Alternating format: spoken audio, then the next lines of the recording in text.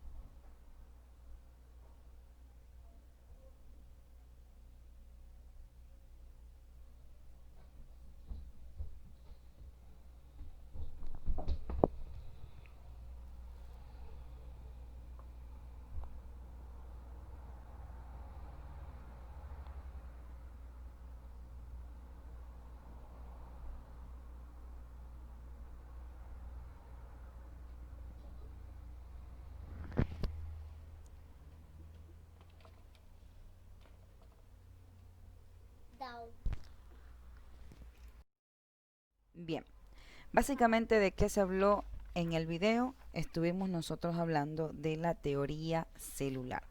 Efectivamente, luego de que ya la célula estaba totalmente al descubierto gracias a este microscopio, nosotros, aunque parezca mentira, actualmente parece obvio al que decir que todos los seres vivos estamos conformados por células. Sin embargo, en ese tiempo, en el año 1600 aproximadamente, esto no era tan obvio, por la sencilla razón que nadie había visto una célula de cerca, ¿verdad? Entonces, tomando en cuenta todo esto, todos estos descubrimientos y estos grandes aportes que han realizado los diferentes científicos, nosotros podemos saber hoy qué es una célula, y de hecho existen teorías como las que vimos nosotros en el video. Vamos a ir en este caso a la página 25 Y vamos nosotros a ver allí la teoría celular, ¿sí? En el siglo XIX, y con mejores microscopios, los científicos alemanes Matthias Schleiden, Theodor Schwann, Rudolf Virchow realizaron observaciones interesantes en plantas y animales que los llevaron a establecer la teoría celular. Y sus conclusiones básicamente fueron que los seres vivos están compuestos por células, las células son unidades funcionales de los seres vivos y también que se reproducen nuevas células a partir de células ya existentes. Esto vamos a subrayarlo en el libro. Bien, pero la teoría celular es una parte fundamental de la biología que explica la constitución de los seres vivos sobre la base de células, el papel que éstas tienen en la constitución de la vida y en la descripción de las principales características de los seres vivos.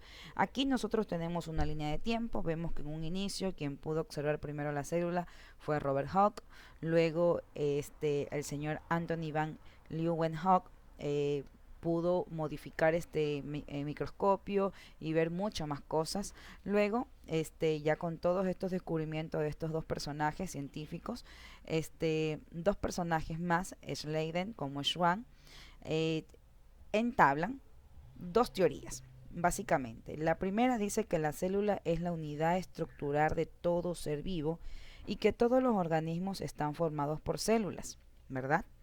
Luego, el segundo indica, Schwann, que la unidad funcional de los seres vivos señala básicamente que la célula es capaz de realizar funciones vitales de cualquier ser vivo, las cuales ya ustedes la conocen, que son la nutrición, la reproducción y la relación con el medio que los rodea.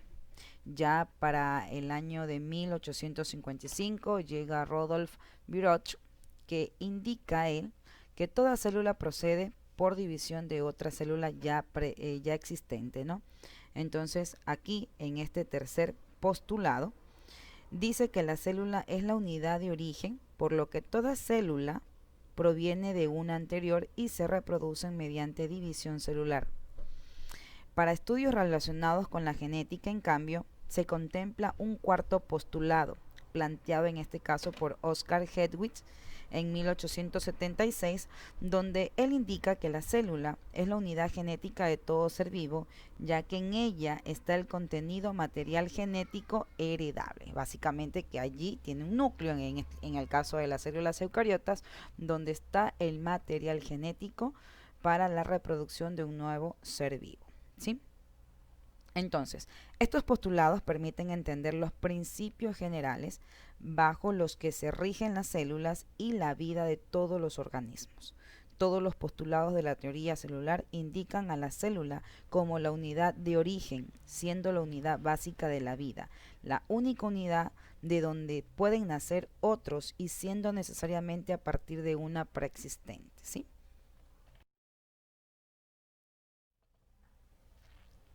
La célula. Como ya hemos nosotros visto, la célula básicamente como concepto tenemos que es la base de la vida, la unidad más pequeña que forma un ser vivo, que se caracteriza por estar formados por células y realizar funciones vitales.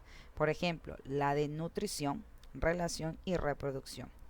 Pero también hay una clasificación, y esta clasificación es de los seres unicelulares y de seres pluricelulares.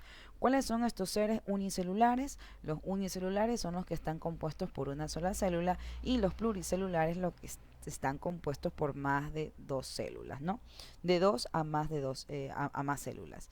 También son conocidos como multicelulares. Ahora vamos a ir a la página 26, donde hace mención indicando una pregunta. ¿Todas las células son iguales? No.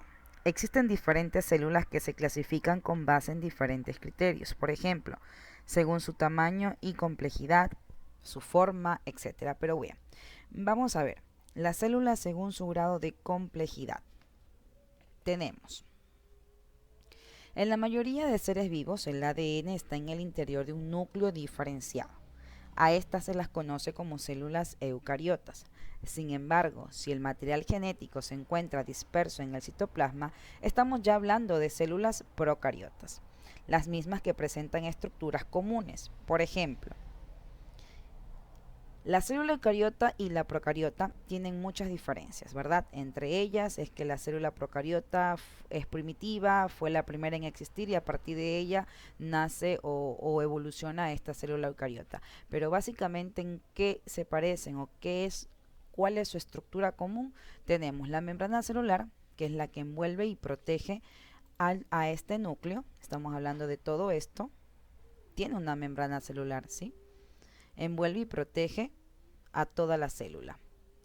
Luego tenemos el núcleo. Si bien es cierto, la célula procariota no tiene núcleo, pero ambas células tienen ADN. Es decir, que ese ADN en la célula eucariota la tiene dentro del núcleo, pero el ADN de la célula procariota está dispersa en el citoplasma, ¿sí? En todo esto que vemos aquí, plomo. Este es el citoplasma y aquí está disperso el ADN. Bien. ¿Qué es el ADN? El ADN es el material genético de la célula, es responsable de controlar el funcionamiento celular y de la herencia. Y el citoplasma, pues en este caso es el espacio interior donde se encuentran los distintos componentes celulares. En la procariota los organelos son mucho más reducidos, son pocos, mientras que en la célula eucariota son mucho más. Bien, vamos a diferenciar las células, ¿sí? Primero, que las células procariotas son organismos unicelulares, simples y no tienen un núcleo definido. Su material genético, como el ADN, está libre en el citoplasma, es decir, el material que está dentro de la membrana plasmática de la célula. Si nosotros vamos al libro, aquí podemos nosotros notar otra de las características, presencia o ausencia del núcleo. En este caso, las procariotas no tienen núcleo. Aparecieron en la Tierra hace unos 3.500 millones de años y se encuentran adaptadas a todo tipo de hábitat. Como por ejemplo tenemos nosotros a una bacteria, a una alga unicelular, a un protozoo, una levadura. Y aquí nosotros podemos ver en un GIF a esta célula procariota. Bien, otra de las características es que no tienen una membrana nuclear como tal, porque no tienen núcleo y tampoco tienen membranas internas. El citoplasma, que contiene muy pocas estructuras como los ribosomas, estos se encargan prácticamente de fabricar proteínas y como ya lo habíamos comentado, pues todo su material genético está disperso en el citoplasma. Además, pueden realizar procesos fotosintéticos de descomponer restos de materia orgánica, contribuyen a la producción de alimentos. En muchos casos, por ejemplo, si ustedes están con el libro en la página 26, pueden ver aquí el yogur que se elabora con la ayuda de microorganismos procariotas, ¿sí? Por ejemplo, es una bacteria llamada Lactobacillus, ¿no? Seguramente la han de haber escuchado. Pero también ocasionan enfermedades a otros seres vivos. Bien. En el libro también ustedes van a poder encontrar la estructura de esta célula procariota que vamos a analizarla en clases. En general, se les llama microorganismos y son seres vivos que cumplen con todas las funciones vitales como crecer, reproducirse, alimentarse, relacionarse e incluso va a poder realizar o captar estímulos del medio ambiente. Muchos protozoos, como ya lo habíamos comentado en el libro, sirven de alimento a otros animales pequeños. Algunos son útiles en la purificación de los lechos de filtraje o del alcantarillado. Las especies productoras de enfermedades como la disentería mediana, la malaria y la enfermedad del sueño son en cambio un azote a la enfermedad, a la humanidad, ya que yo ya les había mencionado que hay ciertos organismos procariotas que pueden causar hasta muerte en ciertos organismos. Bien. Vamos ahora con las células eucariota, que es otra clasificación según su grado de complejidad. Las células eucariotas se caracterizan porque tienen su información genética dentro de una membrana nuclear y cuentan con orgánulos formados por membranas como las mitocondrias y el retículo endoplasmático, entre otros, ¿no? Entre estas estructuras internas de las células se establece una serie de relaciones que permiten su funcionamiento y continuidad. Existen básicamente dos células eucariotas, la célula vegetal y la célula animal, que comparten muchas características o muchas estructuras en común. Por ejemplo, tenemos nosotros que La célula animal posee centriolos y vacuolas. Vacuolas pequeñas básicamente. Son ciertas estructuras u organelos que no los tiene la célula vegetal. Por ejemplo, la célula vegetal cuenta con una gran vacuola central que es muy grande, cuenta con una pared celular o también llamada pared vegetal y tiene cloroplastos que son los que se encargan de darle la pigmentación y permitir que se realice la fotosíntesis dentro de este organismo vegetal. Y el resto de estructuras sí comparten su similitud.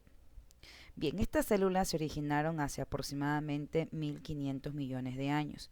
Son más grandes que las células procariotas. Se caracterizan básicamente porque su información genética está dentro de la membrana celular y cuentan con orgánulos formados por membranas como las mitocondrias, como yo lo había indicado, y otros organelos básicamente, ¿no? Bien. Bien. Otra clasificación de las células es según su tamaño y forma. El tamaño de las células está condicionado por las necesidades de alimentación y eliminación de desechos. Así, las células pueden ser microscópicas como las bacterias y macroscópicas como la yema del huevo de la gallina, es decir, son un poco más grandes, ¿no? En la página del libro 30 nosotros vamos a encontrar muchas formas celulares, pero en esta imagen que vemos en esta diapositiva encontramos muchas más. Por ejemplo, ¿cuáles son las formas de las células? Tenemos células aplanadas, como por ejemplo las células epiteliales, la que vemos aquí. Tienen parecido a las baldosas y su función es recubrir los órganos. Por esta razón son abundantes en la piel y en los tejidos de revestimiento interno como los pulmones, ¿sí? Bien, también tenemos las células alargadas, que pueden ser las células musculares. Aquí también tenemos nosotros un tejido liso, y ustedes saben que el tejido es un conjunto de células, ¿verdad? Estas en cambio tienen formas alargadas y facilitan las contracciones del tejido muscular y la transmisión de impulsos nerviosos. Luego tenemos células poligonales. Bueno, aquí no tengo un ejemplo, pero las células vegetales tienen formas geométricas, lo cual disminuye el espacio entre ellas y otorga rigidez y protección a las estructuras de la planta.